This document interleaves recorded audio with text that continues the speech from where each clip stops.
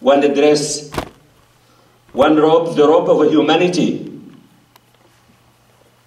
As a believer, as a Muslim with deep faith, who believes everything from God is for God. And I believe today I came here on this day, 16th of January, 2014, which is the 5th anniversary of the killing of my daughters and my niece, Noor. That's why I will start with some words I wrote to talk to them and to send them, and I will send it to them from here. 5 years have passed. 5 years have passed in a flash, but their cries have not ceased. Their cries of pain and hope, their hearts wrenching cries and pain, never leave me or my memory. 5 years have passed. Where is Bisan now? Where is Mayar now? Where is Aya now? Where is Noor now? 5 flowers. They drank from the well of learning and they grew up with morals and values, and they thrived on tolerant Islam. They drank and slept on Palestine's soil. They loved. I say to them from here, you Bisan, Mayar, Aya and Noor, you are with the prophets and saints, martyrs and righteous people. Your pure blood. You were my companions and my comrades in my loneliness. You were my friends in my calamity, and my daughters in loving me. I miss you each and every second, and long and search for you. Your names don't leave my side. Bisan, with the beginning of every morning. Mayar, with the cry of every child. Aya, each time I hear a verse from the Quran, and each time the church bells chime. And Noor, with dawn's first light, the promise I had taken upon myself since day one is to keep your names and the spirit alive, not to forget or give up, not to forget you so long as there is life. On this earth, we will not despair of God's mercy, nor will despair find us. And as a believer, as a Muslim, I fully believe one day I will meet them. So I say to them, we shall meet, God willing. In our life, and each of us, in our life we face challenges. We face ups and downs. That's life. But it's important at the same time to learn how can we challenge ourselves in order to challenge life challenges where life is full of. And when we ask about war, as a Palestinian who was born, raised, lived in refugee camps, that as a child, I never tasted my childhood.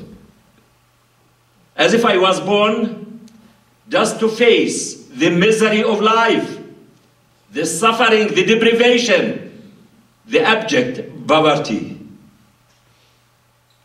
But I realized that my suffering and others' suffering till now, where millions of people in this world are suffering, and we are watching it, it's not from God. Because everything from God is for good. What is bad and the suffering in this world is man-made. And I realized that's the hope. Thanks God, it's man-made. What can we do to challenge this man-made suffering of not accepting it? What can I do to get rid of the misery of life? And thanks to our parents who lost. They lost the land. They lost everything in their life, but they didn't lose hope in their children. They realized that the hope is in their children, and that education is the biggest weapon to face the misery of life. And we have nothing more than that. In this world we see it. Someone can depress, can oppress, can occupy, can imprison, can deprive. But no one on earth can prevent us from dreaming. Our parents dreamed that they have to get rid of the misery. And as a child, I dreamed to be a medical doctor. I have to work hard to achieve my dream. My life was a war. I was fighting on daily basis just to survive. Not sure about tomorrow. In a time we see others in this world who are living to fight. And that's what do we want to ask. Where we were born to fight each other or to survive and to give life to others. And when we come to the war, what is war? How much of war do we see on the screen? Is it the soldier who is killed, or the innocent child, mother, or the old? War is our children, our grandchildren dying before they are fully adults, or being disfigured, wounded, or mentally scarred for life. It's hundreds of thousands of human beings dying years before their time. It's our children seeing their bodies, limbs blown of their bodies. It's millions of people separated forever from the ones they loved. War is a genocide. War is a torture. It's a cruelty of humanity. It's a propaganda. It's dishonesty and the slavery of humanity.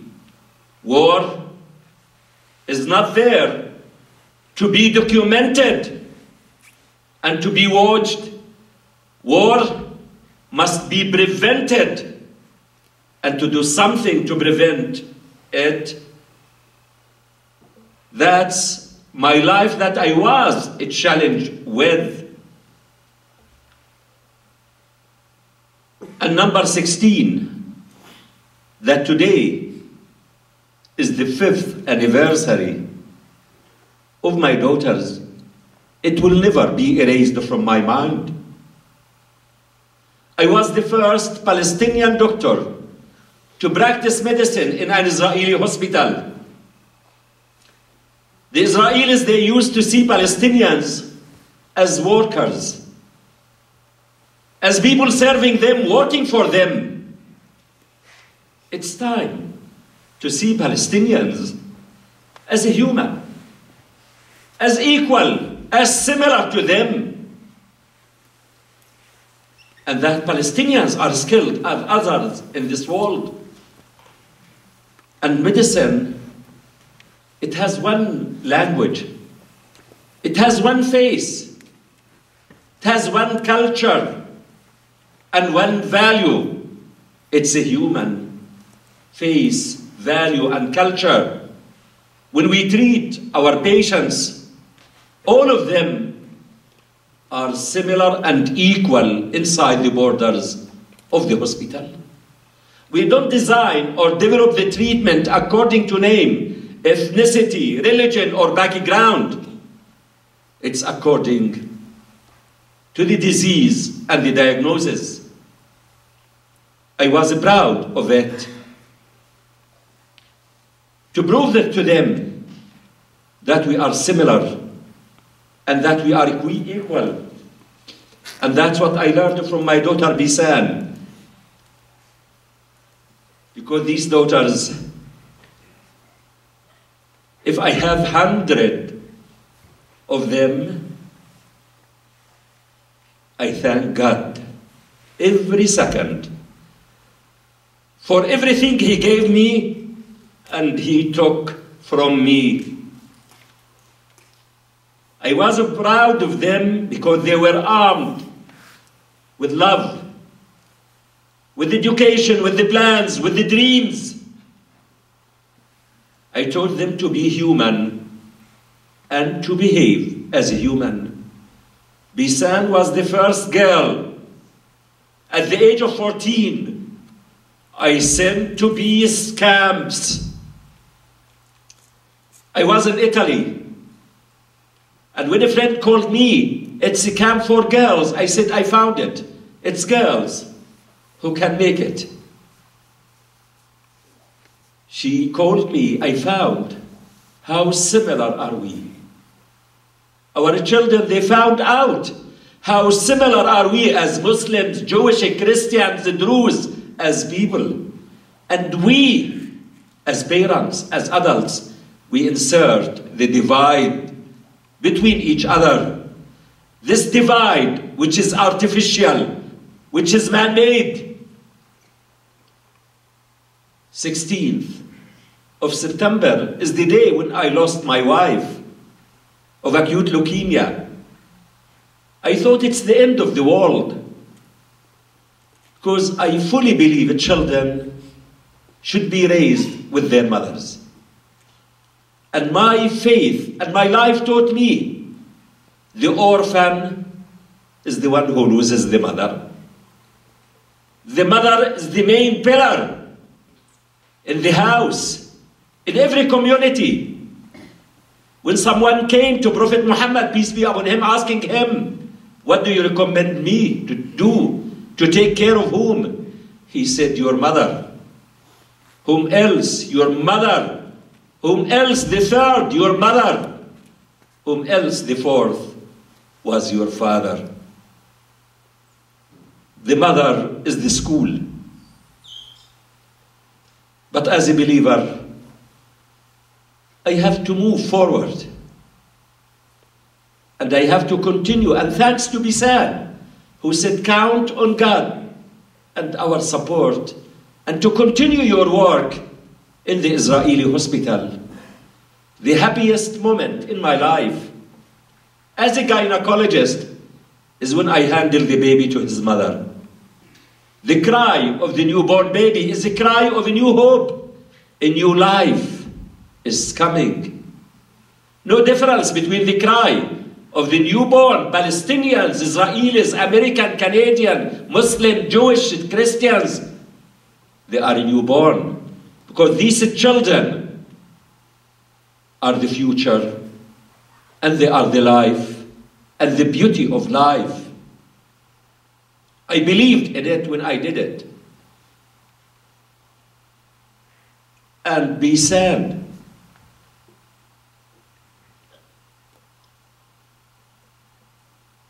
That from here I say to her, I missed you and learning from you. She was 20 years old.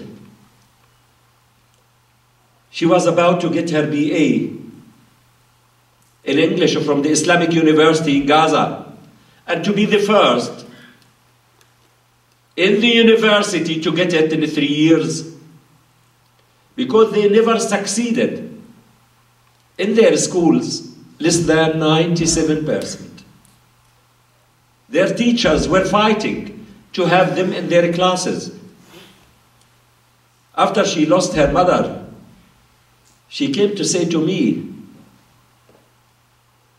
now I realized one thing.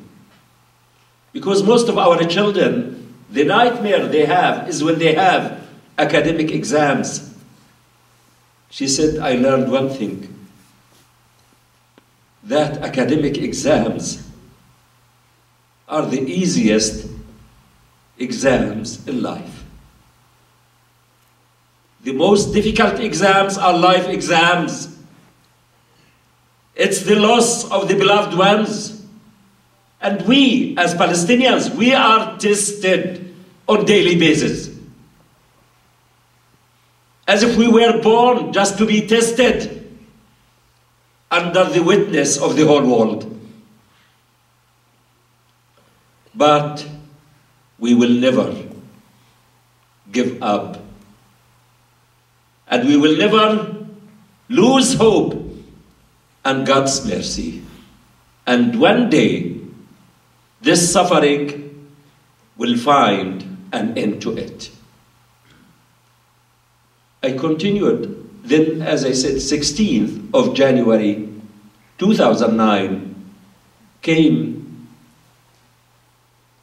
when they were killed. For nothing they did. And there was no reason to be killed. And when I saw them, that I don't want anyone on earth to see, what did I see? Those beautiful girls, they became bars.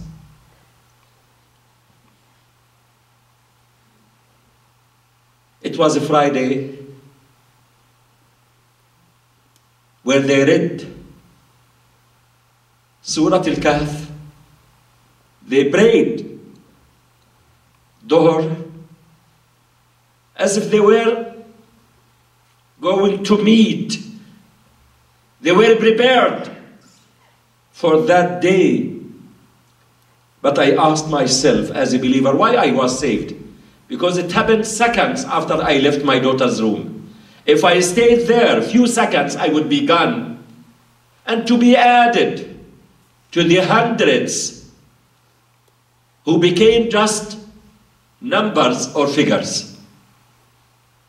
As we see it these days, everywhere, in Syria, in Afghanistan, in Africa, we are talking about numbers. It's time to zoom in, because saving one's life, you save the world. Killing one, you kill the world. Each human being is a separate world. These people who are killed on a daily basis, it's immoral to think of them as statistics. They have names. They have faces. They have plans. They have dreams. They have hopes. They have parents. They have life. I said, from that moment, this tragedy is for good and will be invested for good. Because I learned from my faith, you may dislike something, and later on to realize it's for good. And you may dislike it, and later on to like it. So it was why I was saved, and it was God's plan at that moment that I have to be interviewed live by the Israeli TV. So my cries and the scream were heard through the world. And what satisfied me the second day, when the Israeli Prime Minister, most of Israel, they know the Palestinian doctor. Because I started it in early 90s, crossing the borders. All of them, they know the Gaza or the Palestinian doctor. He announced unilateral ceasefire to stop this human craziness and the killing of innocent civilians. Because in any war, in the 21st century, who pays the price? It's the innocent civilians. It's mothers and the children. 90% of the casualties are mothers and the children. And this satisfied me. At least it saved others' lives. But no one should be killed in order to save others.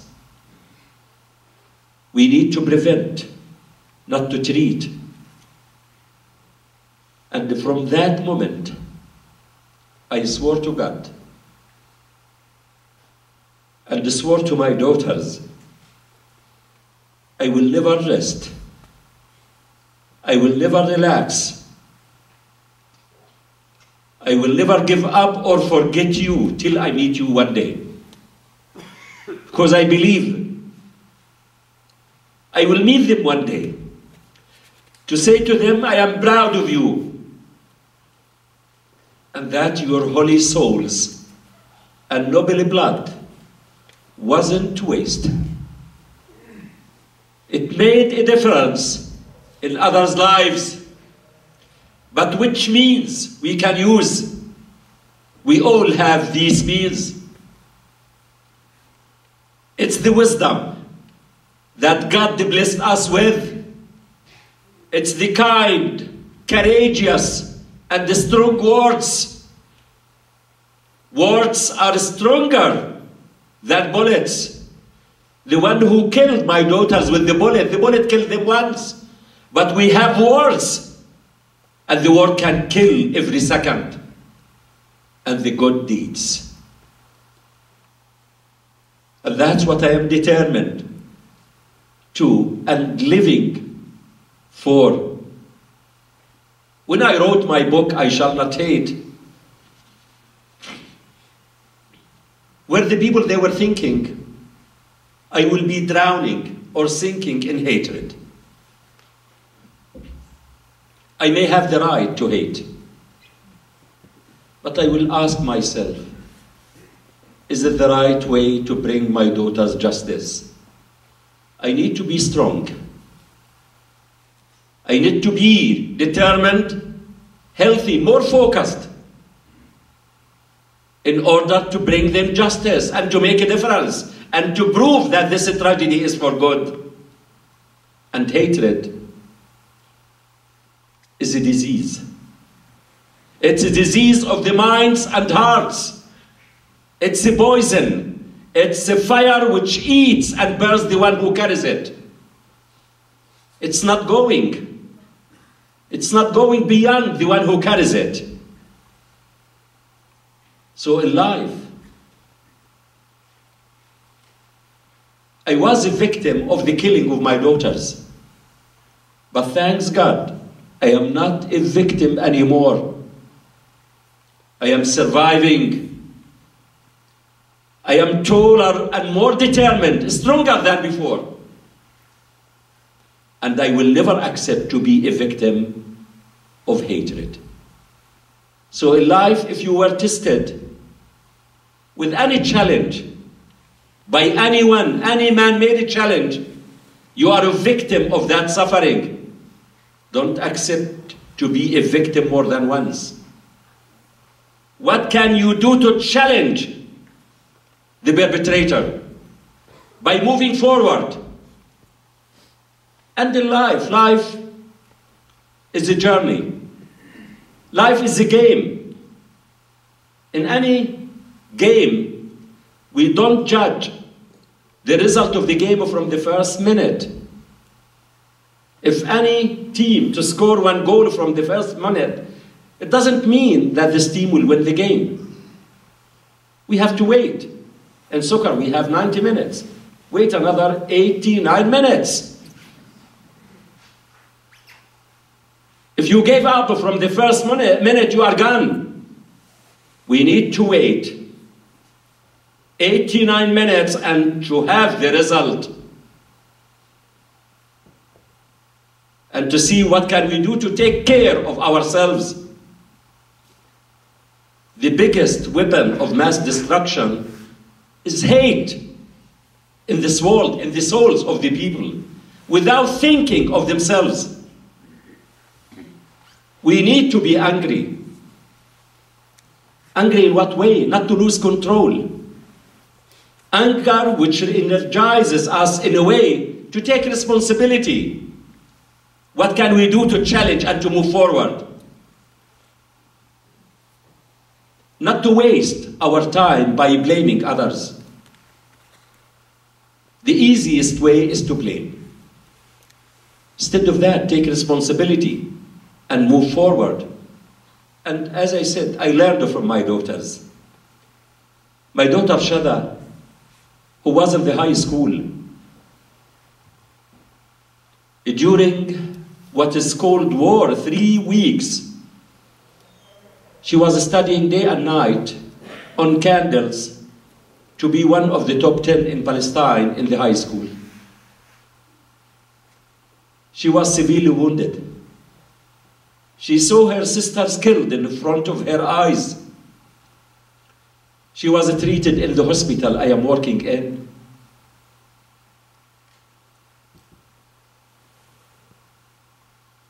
Two days later, while in the hospital, with the bandages over her right eye and her right hand,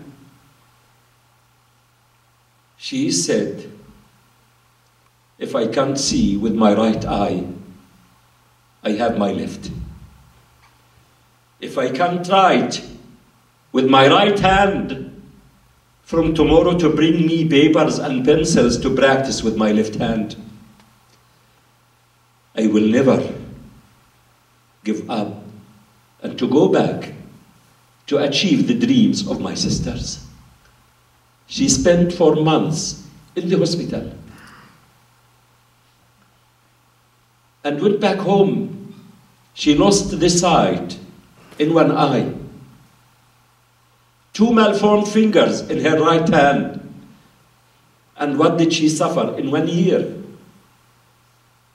I think mountains can't tolerate it. At the start of the school year, she lost her mother. 4 months later, she lost the 3 sisters and niece and was severely wounded. At the high school exam in Palestine, it's not like Canada. It's a standardized, unified exam for the whole country, from the whole curriculum at the same moment. They don't care what did you pass through. She said, I have to do it. She went, and I didn't expect much from Shada. And the day we planned to move to Canada, they announced the result, and she succeeded as nothing happened to her. She succeeded 96%. And what is she doing now? She is studying computer engineering at the University of Toronto. The antidote of hatred and revenge is success. Not to give up, to keep moving, to challenge. What do we call the perpetrator? Don't let yourself down. And that's my life, what I learned. Life is what we make it. Always has been, always will be. It's our efforts, our acts. What do we plant, we will collect. The more we work hard, the more we will succeed and enjoy our success. Nothing in life is impossible. And that's what I learned. The only impossible thing in life I believe in is to return my daughters back. But I can keep them alive. And they are alive. Because I see them, I talk to them, and I am accountable to them. And they are asking me, what did you do for us?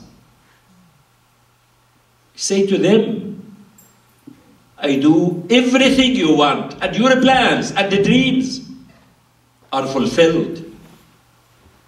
And I am sending you prayers, blessings, good deeds. And that's the hope. Because hope is there.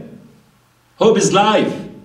As a doctor, I will never lose hope as long as the patient is still alive. But we need to ask why the patient is not improving. Maybe the diagnosis is wrong. The treatment is wrong. We need to find out the causes. When you see someone in the street who is violent, don't blame this child, he is violent. Or a student who is not doing well, don't blame that student. Why this student is not doing well? We need to dig deeper and to ask 5 times why. Ask. Look around and ask and learn about others. And then you can take action on evidence. And I will share you the story that I read about taking responsibility and not judging things in a superficial way. There is a story many years ago of an elementary teacher, and this is a lesson to all of us as teachers, as academics, as parents, as people. Her name was Miss Thompson, and as she stood in front of her 5th grade class on the very first day of school, she told the children a lie. Like most teachers, she looked at her students and said that she loved them all the same. But that was impossible.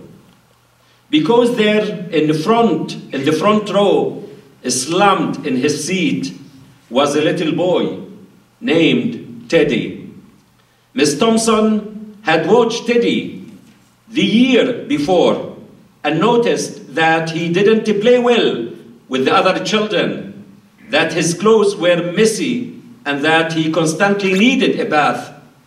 And Teddy could be unpleasant. It got to the point where Miss Thompson would actually take delight in marking his papers with the broad red pen, making bold X's, and then putting a big F at the top of his papers. At the school where Miss Thompson taught, she was required to review each child's past records, and she put Teddy's off until the last. However, when she reviewed his file, she was in for a surprise. Teddy's 1st grade teacher wrote, "Teddy is a bright child with a ready laugh. He does his work neatly and had good manners.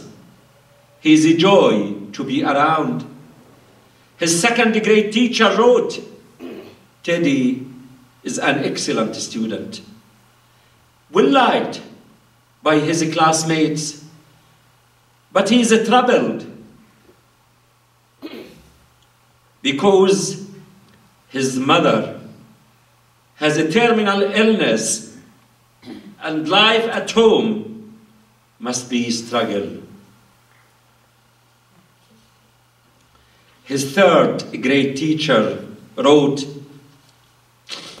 his mother's death has been hard on him. He tries to do his best, but his father doesn't show much interest, and his home life will soon affect him if some steps are not taken. Teddy's fourth grade teacher wrote, Teddy is withdrawn and doesn't show much interest in school. He does not have many friends and sometimes sleeps in class. By now, Miss Thompson realized the problem, and she was ashamed of herself. She felt even worse when her students brought her Christmas presents wrapped in beautiful ribbons and bright paper, except for Teddy. His present was clumsily wrapped in the heavy brown paper that he got from a grocery bag. Miss Thompson took pains to open it in the middle of the other presents. Some of the children started to laugh when she found a rhinestone bracelet with some of the stones missing and a bottle that was 1/4 full of perfume. But she stifled the children's laughter when she exclaimed how pretty the bracelet was, putting it on and dabbing some of the perfume on her wrist. Teddy stayed after the school that day, just long enough to say, Miss Thompson, today you smelled just like my mom used to. After the children left, she cried for at least an hour. On that very day, she quit teaching, reading and writing, and arithmetics. Instead, she began to teach children. Miss Thompson paid particular attention to Teddy. As she worked with him, his mind seemed to come alive. The more she encouraged him, the faster he responded. By the end of the year, Teddy had become one of the smartest children in the class. And despite her lie that she would love all the children the same, Teddy became one of her teacher's pets. A year later, she found a note under the door from Teddy telling her that she was still the best teacher he ever had in his whole life. 6 years went by before she got another note from Teddy. He then wrote that he had finished high school, third in his class, and she was still the best teacher in his life. 4 years after that, she got another letter saying that while things had been tough at times, he stayed in school, had stuck with it, and would soon graduate from college with the highest of honor. He assured Miss Thompson that she was the best teacher in his life. Then 4 more years passed, and yet another letter came. This time he explained that after he got his bachelor's degree, he decided to go a little further. The letter explained that she was still the best and favorite teacher. But now, his name was a little longer. The letter was signed Theodore F. Stoddard, M.D. He became a doctor. The story doesn't end here. You see, there was yet another letter that spring. Teddy said he had met this girl and was going to be married. He explained that his father had died a couple of years ago, and he was wondering if Miss Thompson might agree to sit in the place at the wedding that was usually reserved for the mother of the groom. Of course, Miss Thompson did, and guess what? She wore that bracelet. The one with several rhinestones missing, and she made sure she was wearing the perfume that Teddy remembered his mother wearing on their last Christmas. They hugged each other, and Dr. Stoddard whispered in Miss Thompson's ear, "Thank you, Miss Thompson, for believing in me. Thank you so much for making me feel important and showing me that I could make a difference." Miss Thompson, with tears in her eyes, whispered back.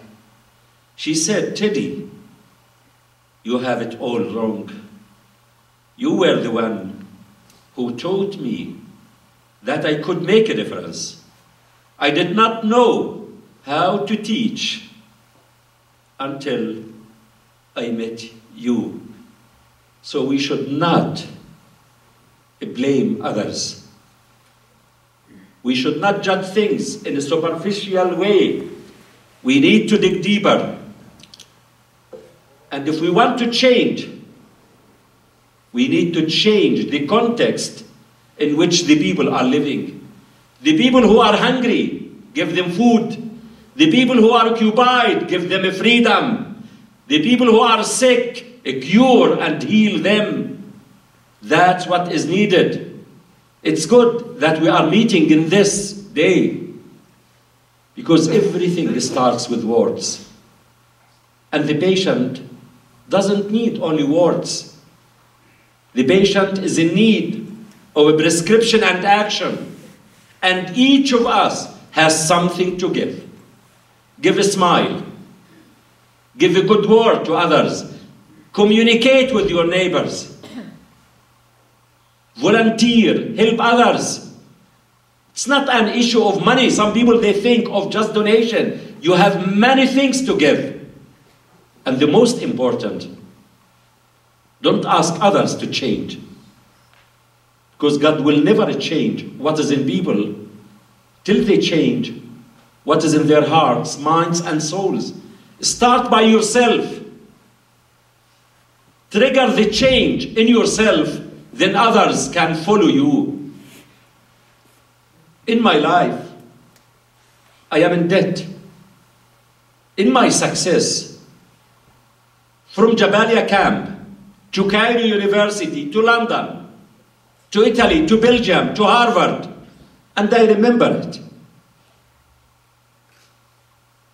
All of these universities I went, I wanted and wish if my parents were alive to enjoy what did they insert and they plant. But our parents, when it comes to reap, what did they plant? They are gone. But we will never forget them. In particular, for me, the Palestinian mother is the hero.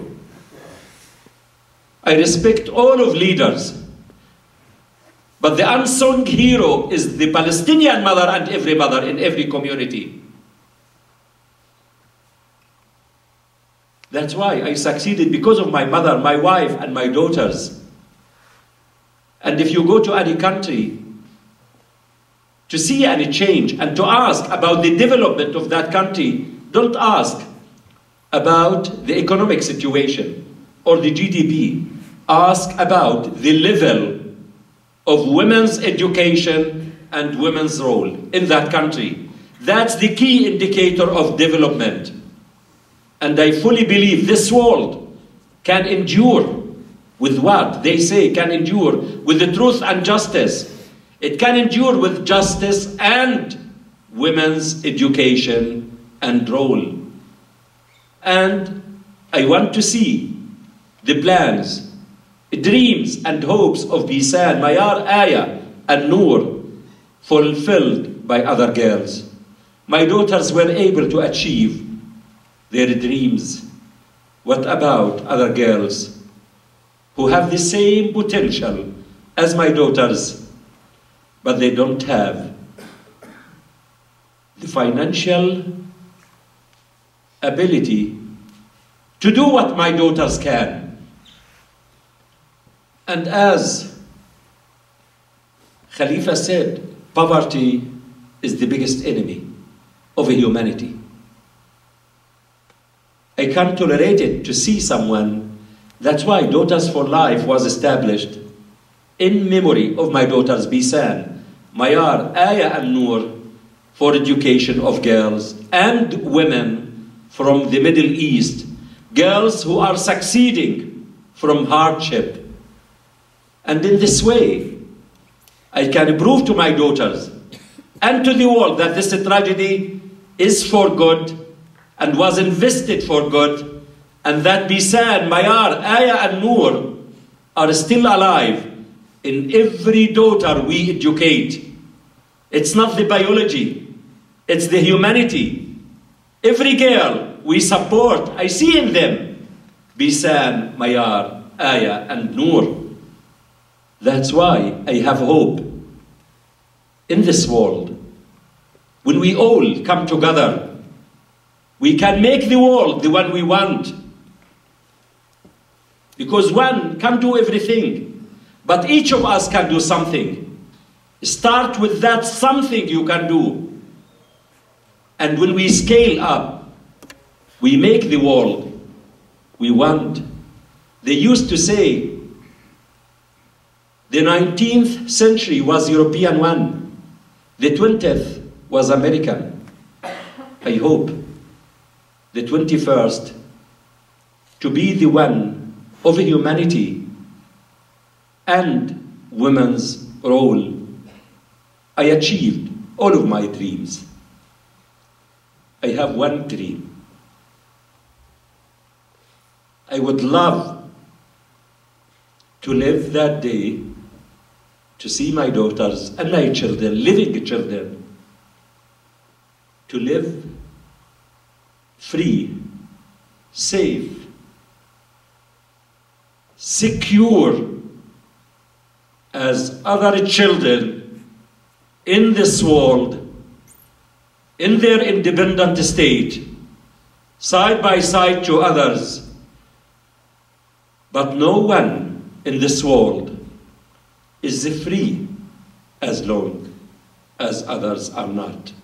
So it's time to stand for the freedom of all and to fight for the freedom of all. At that moment, we can live in this world and to have our future, our life. So I can say to you, have faith. Faith is helpful.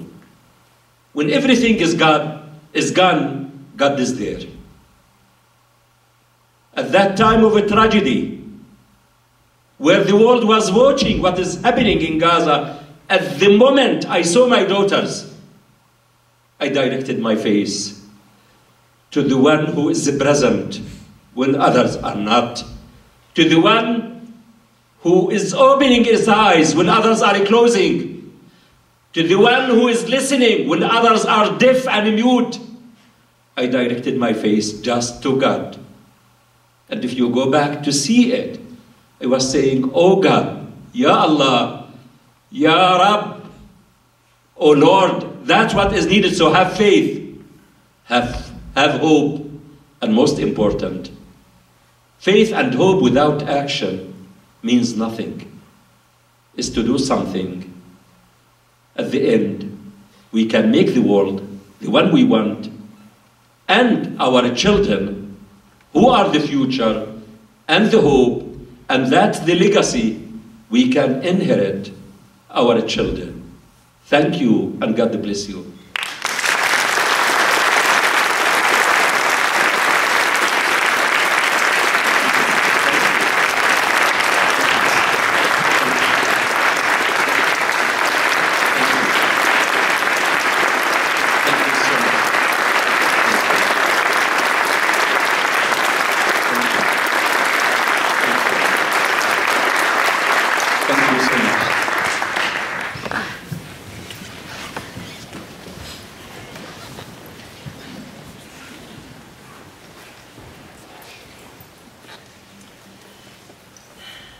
We will now open up a period of time for questions and answers. We would ask that you keep it to questions and not necessarily long comments, but questions for Dr. Abuelaish.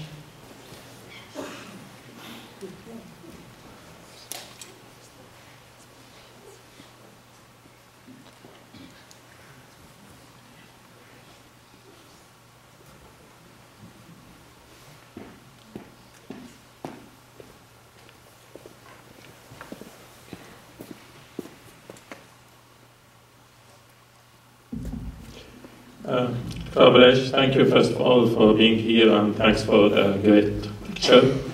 My question here is that one can understand talking about forgiveness and compassion once the problem is over. I mean, once it's gone, so you can forgive the one who did a bad thing to you.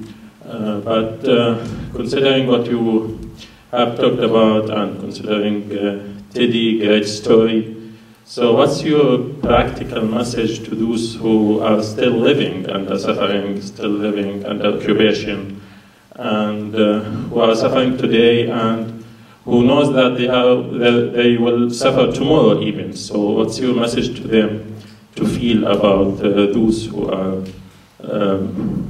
making these bad things to them? Thank you. Those people are doing their part. But my message is to you who is watching them, and what can we do to help them, to strengthen them? And we have a good saying, support your brother if he is oppressor or oppressed, to prevent the oppressor and to help the oppressed to get rid of the oppressor. So it's an international role. All of the world should act to support. It's not the responsibility of the people who are suffering and to keep them watching them suffering and say to them, keep patient, keep steadfast. As a gynecologist, if a woman who is in labor, I am coming to watch her and she's screaming in labor pain, and to say to her, keep patient. What am I going to do? Keep patient. What can I do to her? That's the question. Ask me, what can I do to this woman who is in labor to relieve her pain and to have a safe delivery? Thank you.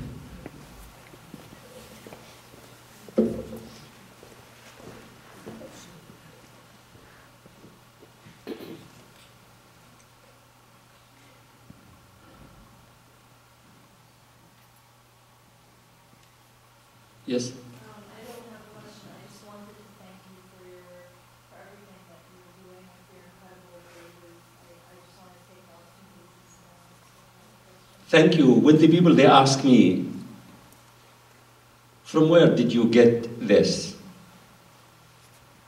I say, number one is my faith. Number two is my faith. Number three is my faith. Number four is my life experience, because it wasn't the first test in my life. As Palestinians, we are tested on a daily basis, waiting for the next challenge. And we are expecting all of the time the worst. And number three is my profession. As a medical doctor, when I treat patients, if the patient died, I don't stay with that patient. I move to treat the other patient, but I learn the lessons. Why the first patient died, and what can I do to prevent any more deaths? And even because it's cultural, and my life experience, I lived in Palestine, in Gaza, because lack of safety and security about tomorrow. That's the nightmare for us. We don't know what will happen tomorrow. If we will wake up to be alive or not. Even I am here in Toronto, in Canada, which is a safe country. The psychology follows me. I used to be in Palestine to do shopping for 1 month, 2 months, 3 months, because we are unsure about the availability of these commodities.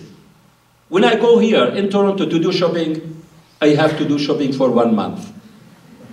I want to secure my children. That's the mentality. And I know it's wrong, but I want you to understand why. I want to secure them that everything is available for them. Because tomorrow is not in our hand as Palestinians. For you, you can plan. But Palestinians, you are talking about, they can't plan tomorrow. They live the moment, even Palestinians. I have seen them, I am living there. They go on the street, you ask them, where are you going? He said, I am walking. And once they are walking, any way can lead to the direction. They are walking, they have no plans. They have no life. And that's what can we do, not to blame them. If they were crazy, even what do we call, if they were violent. But we need to ask, what made them violent? Violence is a disease. Hatred is a disease. It's a result. A result of what? Of exposure. Exposure to what? To a harm. And this harm can be psychological, economic, physiological, pathological. So if we get rid of this exposure, there will never be any disease.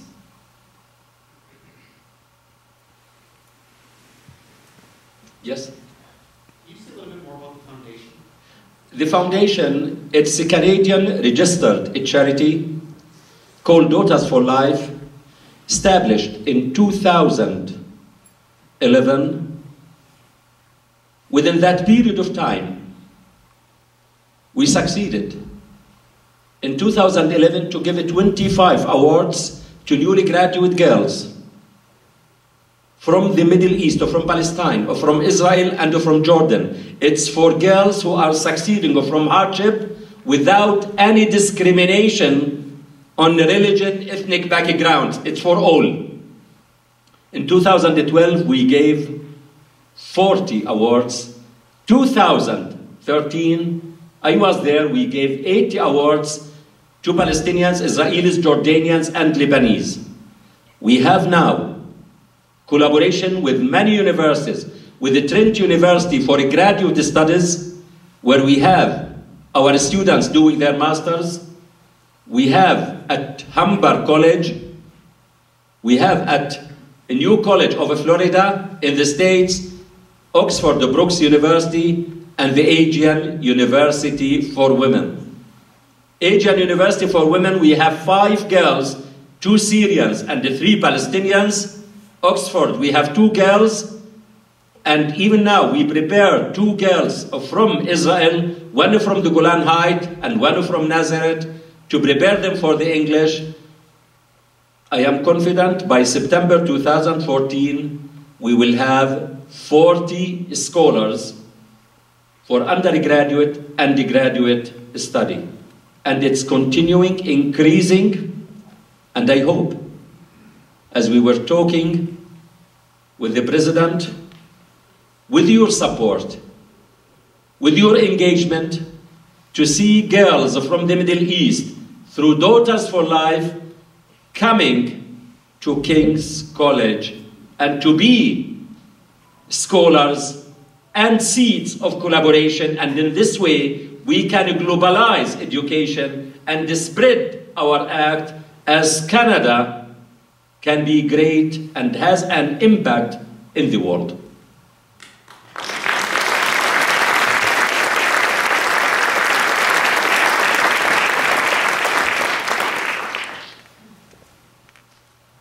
Yes? I'm deeply touched by your parenting. And I'm wondering if you can talk a little bit about how you nurture forgiveness in your children. The way we raise them, my children, I am proud of them. The one who were killed and those who are living. And even some people, sometimes they were surprised as a gynecologist and even infertility specialist. That's my subspecialty, infertility and IVF. To ask me, when I go to the States, to other countries, how many children do you have? I was happy with my children. I have 6 daughters, 2 sons. 3 were killed, and now I have 3 daughters and 2 sons. Children are the most resilient, and Palestinian children are the most resilient I ever saw. When you change the context in which they live, they are easy to change. During the first Intifada, I was in Jabalia camp, which is the birthplace of the first Intifada. When a new era started with what we call Oslo Agreement, and there is a new pieces coming, the first Intifada children, their job is just to throw stones. That's their weapon. Once the Israeli tanks started to withdraw from the occupied territories, these children, what did they do? The other day we were throwing stones. On that day they started to throw them with candies and olive branches. God bless you, leave us. Palestinian children are ready to move. And my children, this comes to misunderstanding, and that our enemies are our ignorance, our arrogance, greed, and fear. I will speak it openly. You see it on the cover of the book. It's Heather Speck, Heather Reisman, the owner of Indigo. She read the book and they called me, the publisher, Heather is willing to meet you. So I asked, who's Heather? I don't know. So they said, Heather Reisman. I said, what do you mean? You know, tell me. And they were talking about Indigo that I don't know also. I met with her. So the first question to ask me about my children. I worked for about 17 years in Israel.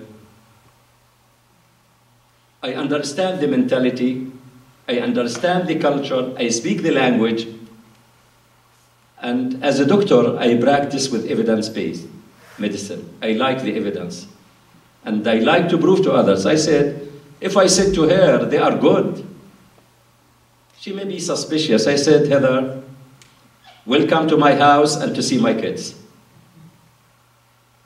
And she came to see them. And the children, as I said, they are resilient, they are moving forward, they are succeeding. Dalal, the eldest, will finish her engineering degree. Shada will finish next year. Muhammad, he will finish his international baccalaureate next year. Rafa is a grade 8, and the youngest is a grade 6, but they never forget from where did they come. And I will never forget from where did I come. I succeeded in my life, but there are many there waiting who can't get rid of where they are to give them hand, to support them. And that's what is needed. What can we do to the people we left behind? And that's important, and that's what do I teach my children, and that they are focused, and God bless all the children. As I said, children are the life and the beauty of life. And they give me life. I feel alive because of them and living for them. Yes? Could you tell us about your early experience in the Israeli hospital? And then also, where do you want your foundation to be in 10 years? Oh, when I went to Israel, of course, my first experience with Israelis as a child, working in farms, in every dirty work you imagine. But when I went to work, because of my interest in infertility, and when I was in London, I started the issue of infertility and realized most of the experts are from Israeli hospitals. I communicated with them, and I went there to practice, and I learned from that our problems are our ignorance, arrogance, and lack of trust. And the lack of trust is the result of lack of communication.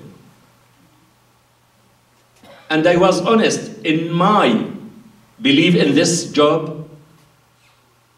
I was one of the team. It became my home, my friends, that till now I am in contact with. I am communicating, collaborating with them in many research projects, even at the level of the patients. When I am in my office or at the delivery room, the women, whether Israelis, Muslims, Jewish, even the Israeli Jewish women, they say, it's good that Izzeldin is here, not David or Moshe. Because what the women do they expect? They want a good doctor. How do you care? They don't care what is your religion. If you are Palestinian, Canadian, American, they want the good care. I missed it, but I am continuing with it. Even during the tragedy, all of my colleagues, and because of them, who said the courageous word. Because at the time of the tragedy, the IDF, they denied the shelling of the house. And it was another war I have to fight. Just, I want them to admit that we bombed the house. And they know. It took 1 month. And thanks to my colleagues, my friends, who wrote an appeal to Ehud Barak, we need to know the truth. Who bombed the house? It took 1 month. Where they are, the investigator, they are the perpetrator, and they are the judge. But, I say it, the sun, whatever the winter and the weather is, it should come one day. So the truth came large after 1 month to admit we bombed the house of Dr. Abuelaish and we killed his daughters. And it didn't stop. Till now, I am fighting for what? Just to get an apology. But I'm sure in my life, or my children will continue to bring that justice.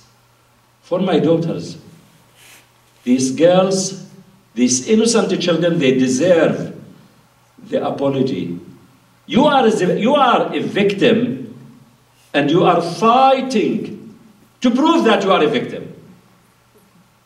What world are we living in? But thanks God, we must not lose our control.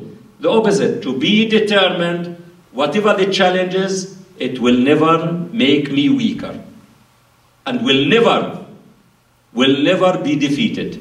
Because the defeat is the defeat of the soul and the spirit.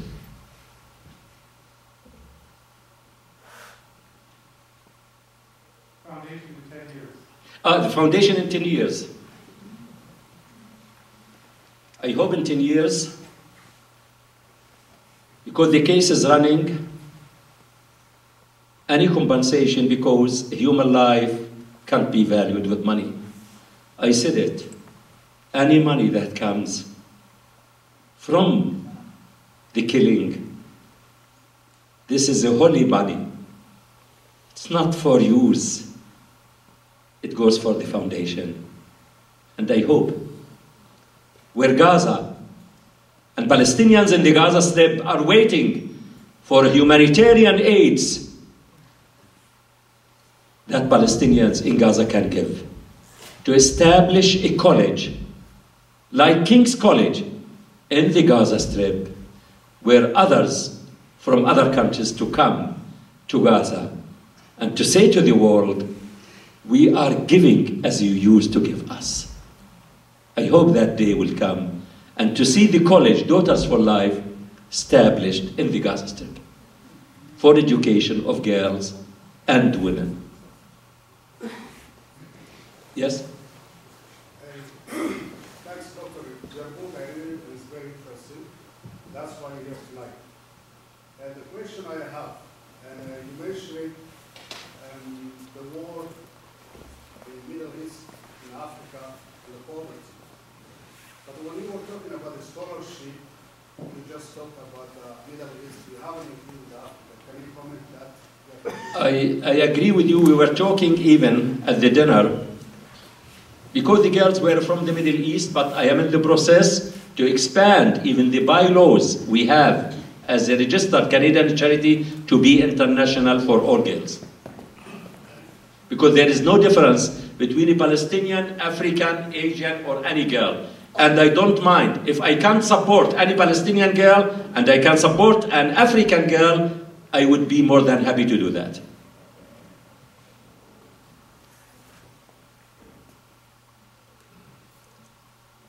Yes? So I noticed that there are several themes in your presentation. So there are those who share in suffering and hatred, as well as are affected by conflict, but they don't share in faith or relationship with God. So how can we be more inclusive to them to share the dream of forgiveness and compassion? Because the faith, any one of us, even the atheist, has faith. Being not to believe in something, you have faith. You believe in something, in nothing. So we need that. It's important to understand it. So we can share forgiveness and passion. Start to think of yourself, because our body, our human body is a trust. And we care about our souls and our bodies. We don't want to do any harm to our bodies. Why some people, they don't smoke? Because they will say, I don't want to harm my body.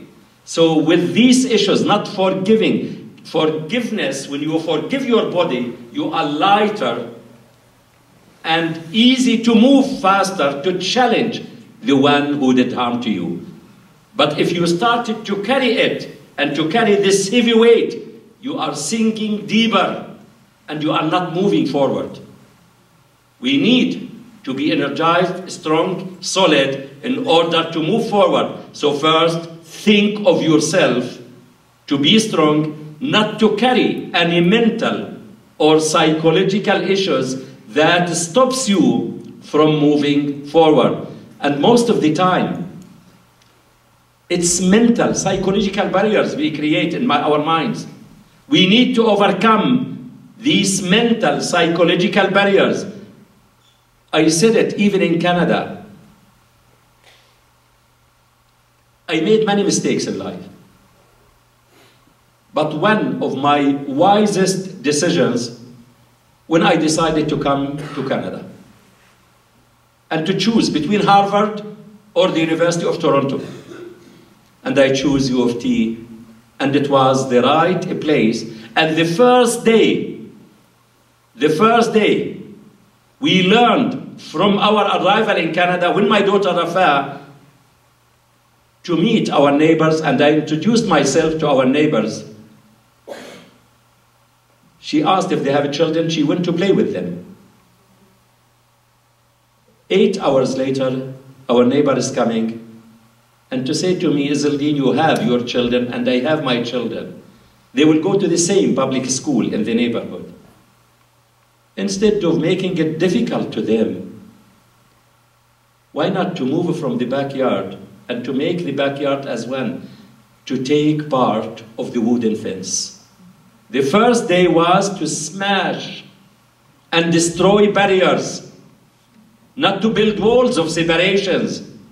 We need to build the bridges and to make life easier for the people, so we can overcome these barriers.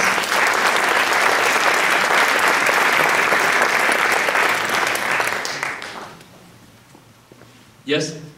I've heard that some people are going from different countries to walk with the children and others in the West Bank to give them some protection from some of the difficulties that they need to face there. Have you heard about that? Sorry, if you can, repeat it. I have heard that people from some different countries are going to be in West Bank to walk with children and others as they move along to help to protect them from some difficulties which they face. And I wonder if you've been familiar with that. I think that refers to the international solidarity movement that goes into the West Bank and uses their international status to accompany ambulances or send tanks. Any effort like that is helpful, but even during the war in Gaza, no one was protecting Palestinians, and they can't, because it's not in their control. It's the control of the occupation and the Israeli IDF, and even these solidarity groups. You need permission from the IDF to enter and to support. It needs this voice, and these actions are important, but how influential are they? But we need the governments and the international community to practice a pressure on the Israeli government. For what? Believe me, to protect the Israelis from the self-destructive act. Because what are they doing is not destructive to Palestinians, it's destructive to themselves. So they should be saved from their self-destructive act, because their freedom. I say to the Israelis, to my friends, when you ask about, I say to them, you are not free as long as Palestinians are not. You are not safe as long as Palestinians are not. Your safety, security, freedom, a future is not dependent on the Palestinians. It's linked to the Palestinian safety, security, independence, and the future. So that's what is needed from all governments to promote, to stop these brutal, destructive acts to the future of the Palestinians and the Israelis.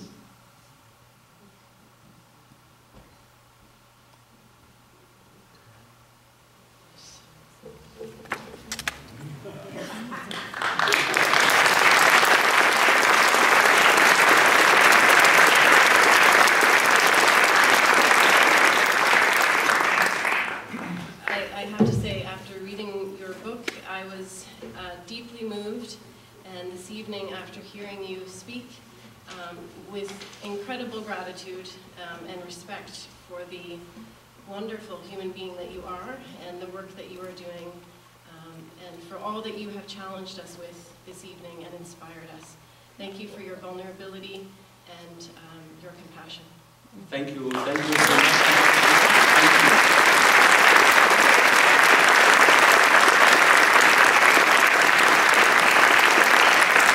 I would like to now invite Abdel Fattah Tawakkal, Imam and Head of Islamic Affairs at the London Muslim Mosque, to offer closing remarks.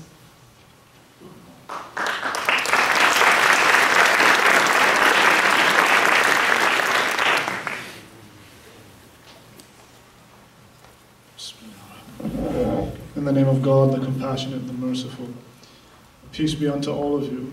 I think it's safe to say that there's not an individual in this theater that has not been inspired or moved by the words of Dr.